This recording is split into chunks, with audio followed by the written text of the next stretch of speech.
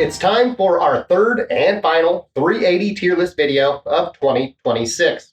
Today we're tackling the internal hammer-fired 380s. We'll also add a few overall thoughts towards the end of the video. Let's get things started today with one of the most popular 380s over the last 5 years, the Ruger LCP Max.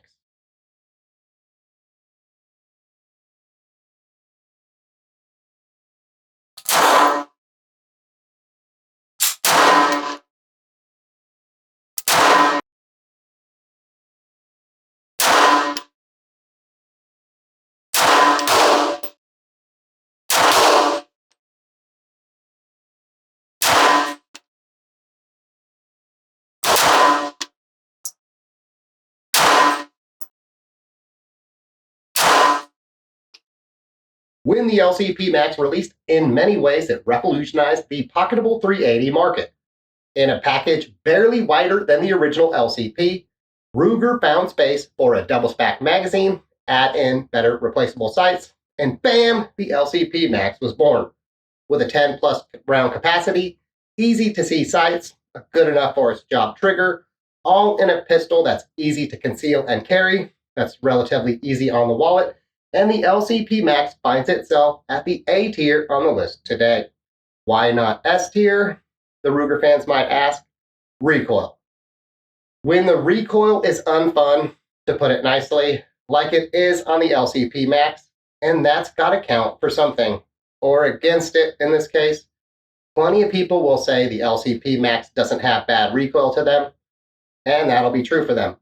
But for people with wear and tear and aging to contend with, or other issues, the recoil of the LCP Max will be uncomfortable to bad. Not everything can be S tier. That unfun recoil dropped the LCP Max a level for me. This is a good spot to mention the original LCP. I didn't have any recent range footage, so we're just going to get right to it. The original LCP for me is a one-trick pony.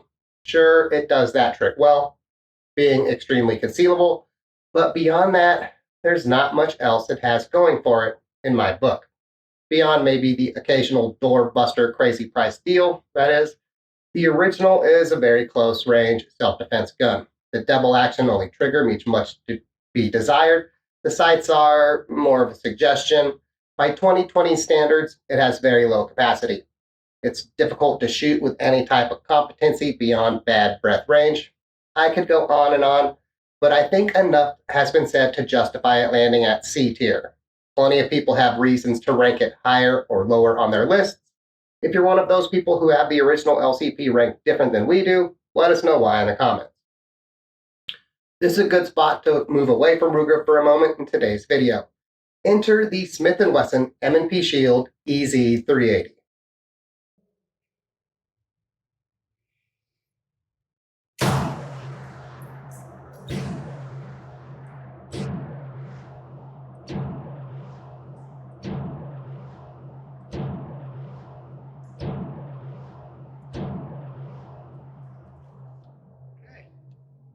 The EZ380 is the first pistol that comes to my mind when I think of a 380 designed for an older or a handy-capable person. It is designed to have very low recoil. Even for a 380 pistol not in the pocketable class, it has a slide that is very easy to articulate. The magazines are very easy to load. The sights are easy to see. The single-action only trigger is easy to use. It has a grip safety and thumb safety options for those that like that. The EZ380 is accurate, reliable, and it's very easy to shoot. If it sounds like the perfect gun for, say, the aged shooter, it practically is. So why do I have it at B tier then? Well, a combination of price and capacity. In years past, the price gap between it and the next item on our list was much wider. Prices on the EZ380 have come down a little in some areas to the low $400 range, but even there it's priced higher than it should be. Add in the lower single stack capacity along with no optics ready slide. That's only going to get more popular as the days go by, and it's hard to move the EZ380 any higher on my list. And this is the perfect spot to talk about the EZ380's major competition, the Ruger Security 380 Lite Rack.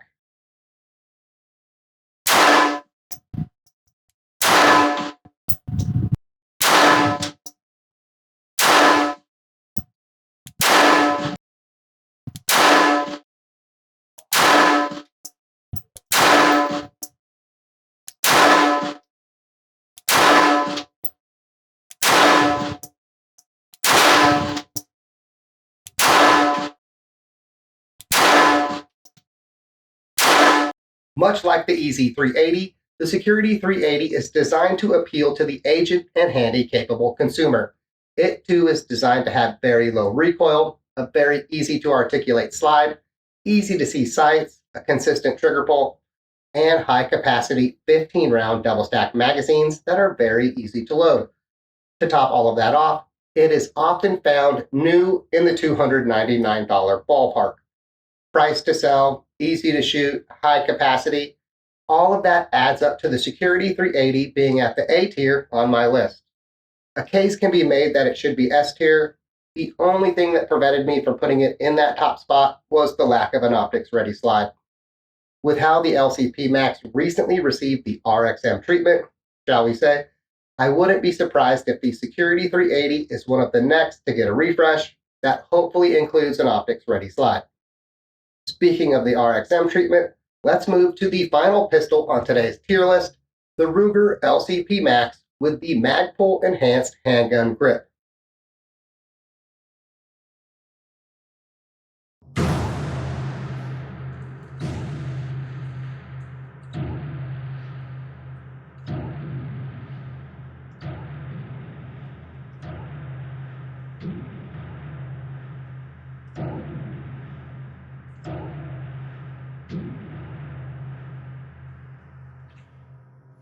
The LCP Max EHG is the latest variant of the LCP Max.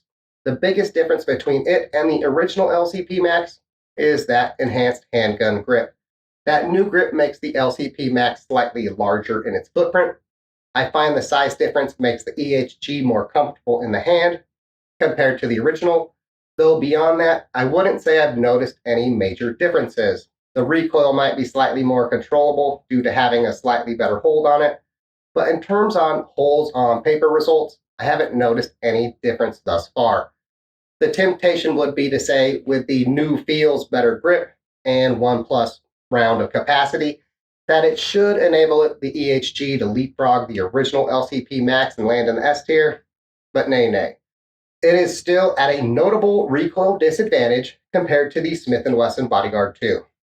And let's bring in that completed tier list graphic and see if anything jumps out at us. Before I started this list, I didn't expect there to be only one pistol in that S tier. The Bodyguard 2 being S tier isn't surprising. Will it be there 2 years from now, 5 years from now? Who knows? As time passes and technology advances, this list is going to change. 3 years ago, the LCP Max and the P365 380, for example, would have easily been S tier. Much like the LCP Max did way back in 2021, the Smith & Wesson Bodyguard 2 reset the pocketable 380 market. In many ways, the dust from that is still settling. We see Ruger countering with the EHG, along with their Ready Dot.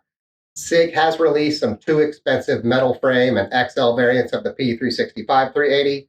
Springfield now has the Hellcat 380, etc. In the latter half of 2026, could we see something like a Smith & Wesson Equalizer 380 or a Security 380 EHG variant? I have no idea, but fingers crossed, 380 fans, and we might get lucky. Let us know how you rank your favorite 380s. Don't be afraid to toss out firearms not on our list. With the limited time and special effects budget we have, we can't list everything.